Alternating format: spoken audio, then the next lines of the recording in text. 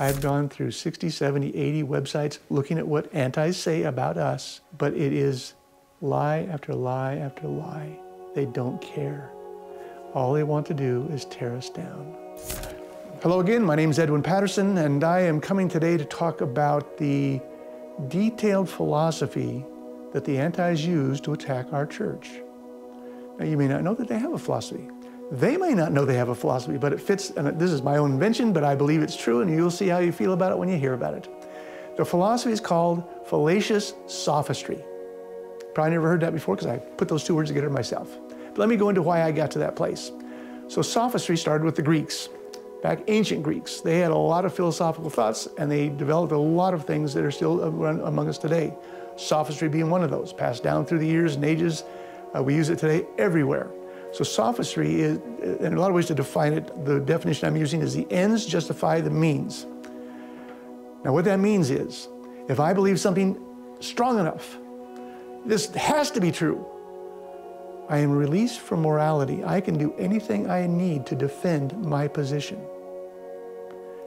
Now just think about that. That's a scary philosophy, but it's so true when you see what the antis are saying about the Mormon church. Okay, so that's the first part.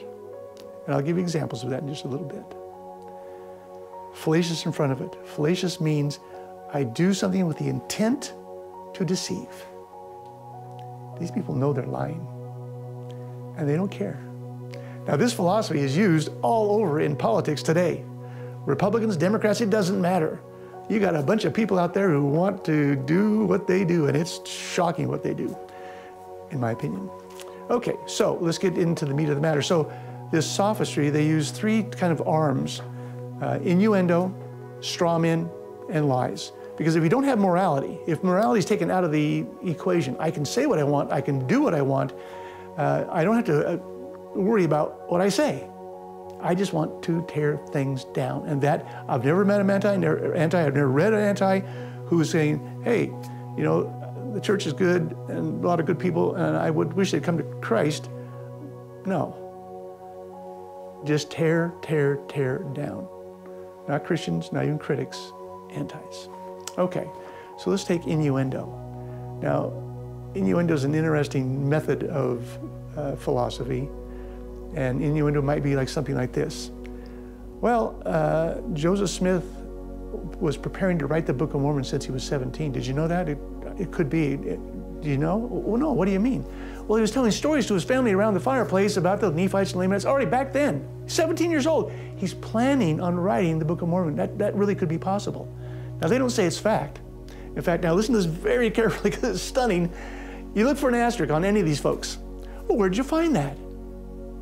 There's no asterisk. They don't worry about having to take it back to proof. They're just saying it to cause weak people in our church to go, oh, I didn't know that. Maybe I need to think about what's going on. No, my boy, you don't have to think about what's going on, because these people are liars and they're intent on lying to you. Okay, that's innuendo. A lot of examples in politics, out there in America, out in the world, certainly antis to the Mormon church. Strawman. Well, maybe Joseph didn't write it, but this guy could have, and this guy could have read this book, could have got that manuscript. So it's different emotional things. Look at all the ways that it could have happened. No asterisk, no asterisk, no asterisk, no asterisk. It's so funny, but they do so. They want so badly to tear us down. The last, pure lies, and they're very, very good at this. I've gone through 60, 70, 80 websites looking at what antis say about us, and you'd be stunned. You can do it if you want, but you don't have to. It's in some ways just disgusting, but it is lie after lie after lie. They don't care. All they want to do is tear us down. And they don't go, and you may have seen this video before, but they don't go after everyone in the church. They go after the weak. The weak are those who aren't converted to Christ yet. They want to put doubt in their mind. With doubt, they might leave. And it's all over the place in terms of what they say, but I'm focused just on Joseph Smith being a prophet of God and the Book of Mormon being the fruit of God, a second witness for Christ. That's where I'm at. There's all sorts of other crap that goes on out there, but these people are not to be feared, not to be believed, because fallacious sophistry allows them to do what they do. Now, let me give you an example of that, not in the spiritual world.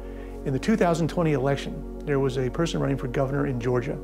They're a Democrat, and they were behind. They needed to get more votes. So I watched this on TV. They had a big rally, a lot of people there, and they started talking and said, you know, we believe in abortion. Abortion should be right, should be the right of all people, all women. And when he's talking this way, okay, interesting.